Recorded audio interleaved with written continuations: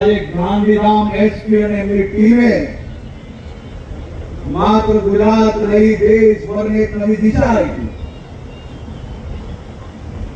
Sehwag police જેને આપણે હંમેશા ગૌ હત્યારાઓને પકડતા જોયા છે, ગૌ માતાને બચાવતા જોયા છે, પરંતુ ગાંધીધામ પોલીસે એક પગલું આગળ વધારીને સમાજના સૌ શ્રેષ્ઠીઓ જોડે મળીને ગૌ સેવાની દિશામાં આગળ વધીને આજે ગૌશાળા નું લોકાર્પણ થયું છે. અંદર ગાયો છે, બીમાર ગાયોની સેવા કરવાનો નિર્ણય લીધો છે. હાલમાં 50 થી વધારે ગાયોની વ્યવસ્થા કરવામાં આવી છે અને આ ગાયોની સેવા કરતા કરતા આ ગાંધીધામ પોલીસ યુનિટ દ્વારા આ વ્યવસ્થાનો વધારો કરવાની વિચારણા કરી છે.